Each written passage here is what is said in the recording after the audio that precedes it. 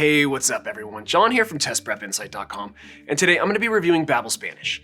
I did this very same review about a year and a half ago now, but since then, Babbel has made some fairly significant updates to their program and added some new features, so today we're going to take a totally fresh look and I'll let you know whether I think Babbel is good for learning Spanish and whether it's still worth it. And by the way, I just want to say here up front that since I'll just be limited to talking about higher level points in this video, if you find you need more detail at any point, you can always check out our full detailed written review of Babbel Spanish over on our website. An easy way to get there is probably just to Google Test Prep Insight Babbel Spanish Review. It's a quick way to find it. Alright, to kick things off, I'm going to break down how Babbel works. This will help provide some context for my personal thoughts on this program, which I'll get to here in a minute. So, when you open up the Babbel app for the first time, there are different learning levels: newcomer, beginner, intermediate, advanced, etc. Obviously, if you have no working knowledge of Spanish, or maybe don't remember what you learned in high school, you'll start with the newcomer level. In any event, whether you start at newcomer or jump ahead, there's typically somewhere between 2 and 8 courses in each level that cover different thematic topics. Think things like sports, weather, cooking, automotive, etc. And within each course, there's anywhere from 5 to 15 lessons to complete. These lessons are your base units and you'll shoot to complete 1 lesson per day. So again, from top to bottom, levels, courses, lessons, kind of like a pyramid. Anyway, as for the lessons themselves, each one is pretty short in length, generally 10 to 15 minutes long. They're not the shortest lessons I've seen, but definitely not the longest either. Among other language learning programs, they're somewhere in the middle of the pack. And as for format, each lesson is comprised of a series of several quick hit interactive drills. There's listen and repeat exercises, digital flashcards, fill in the blanks, matching pairs, matching phrases to images, completing mock conversations, short instructional tips on grammar, and a few more. It's a very diverse, hybrid approach that moves fast. Babbel basically presents the same content you're learning for that particular day in a variety of ways and forces you to interact with the material from different perspectives. Then, outside of the lessons, there's daily review sessions where you get spaced repetition on vocab. Those only take 2 or 3 minutes each day when you first log in. And there's some other extras like games, short audio lessons, podcasts, a digital magazine, and even live classes if that's what you're after. Actually, Babbel is one of the few language apps that offers live classes as an add-on. Duolingo used to, but recently dropped their classes, and most others don't even have this option, so keep that in mind if you think you might be interested in doing some live classes long-term. But all in all, it's a pretty comprehensive app in terms of features. And by the way, if you want to see some examples of the Babbel drills and exercises, be sure to check out our full detailed written review that I mentioned. I'll have it linked down below in the description for you. I have screenshots and examples over there so you can get a better feel for what to expect. Okay, so now, before I dive straight into the major pros and cons of Babbel Spanish, let's quickly talk about cost and how they compare to other apps. So, unlike Duolingo and a few others, Babbel doesn't do the freemium model. They just have 3 different subscription options to choose from. There's a 3-month plan, a 6-month plan, and a 12-month plan, which range from around $6 to $9 per month after discounts.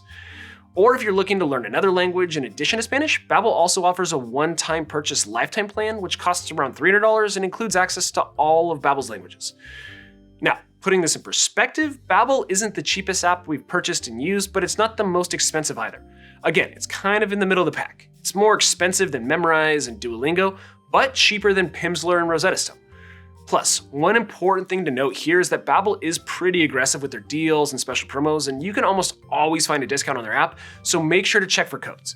In fact, I'll do my best to keep the description down below the video screen updated with the most current coupon codes that I can find floating around out there, so give that text below the video screen a look before buying. You might be able to save yourself some coin if you decide to go with Babbel. Okay, so now you know how Babbel Spanish works and understand how it stacks up in terms of pricing. So let's get into my thoughts on this program. And let's start with the pros, the good news. To me, the clearest highlight of the Babbel Spanish course is the lesson variety. In every lesson, Babbel hits you with a really diverse slate of drills and exercises. There's listen and repeat drills, digital flashcards, fill in the blanks, matching pairs, matching phrases to images, mock conversations, and other formats. And in between these drills that you work, there's quick teaching points and grammar notes that sort of hold the program together instructionally.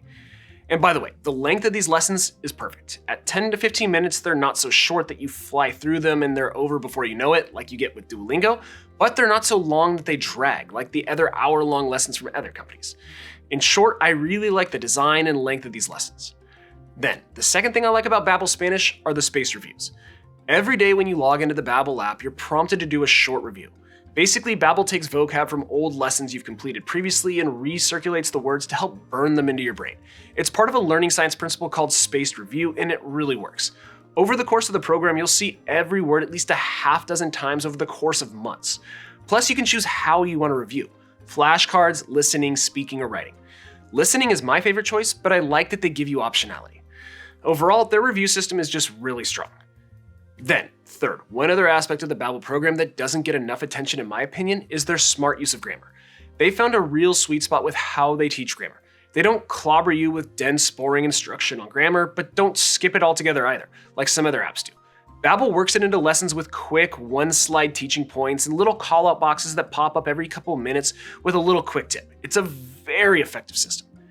Okay, my fourth point in Babbel's Pro Column is all of the extra resources that they provide. Like I mentioned earlier, outside of the main lessons and reviews, you also get games, podcasts, short audio lessons, a digital magazine, and the option of live classes.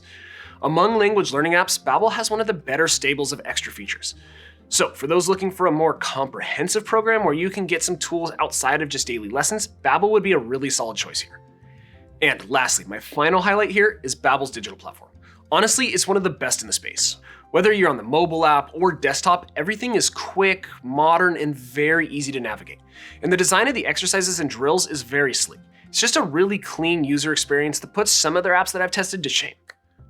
Okay, so now let's switch over to the things that I don't necessarily like about Babbel Spanish. But before I get to that, I do just want to mention that every single month here at Test Prep Insight, we actually give away a free language learning course to one lucky person. It's super simple to enter. Everyone out there is eligible. I'll put all the details down below in the description on how to get entered, but just know, it takes like 10 seconds and you never know. You could win a totally free subscription to Babbel Spanish. Alright, so the first thing that kind of bums me out with Babbel is that there aren't any audio lessons like you get with Rocket Languages and Pimsleur.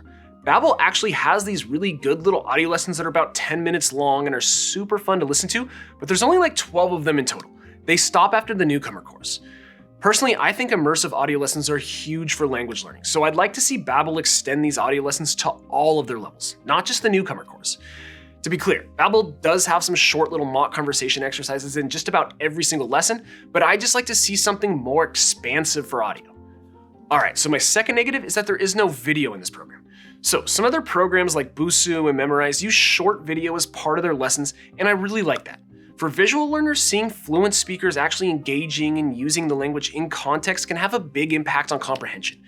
I'm not saying every lesson has to contain a video, but I do think some short videos here and there would be super useful for Babbel's program.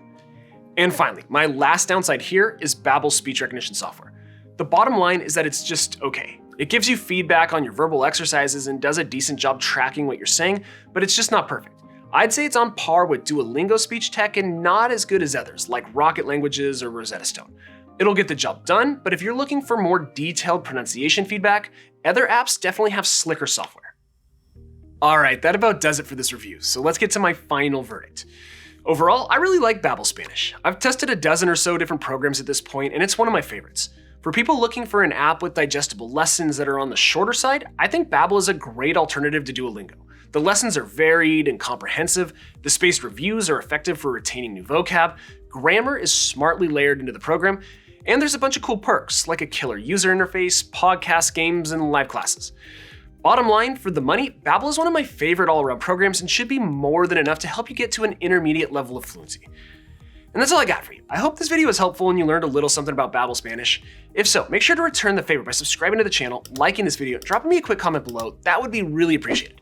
And again, if you want to see that full detailed written review of Babbel Spanish that I mentioned earlier in this video, just hop on over to our website, testprepinsight.com, or check out the other videos on our YouTube channel. We got a bunch of great content out there. But as always, thanks for watching, best of luck, and I'll see you next time.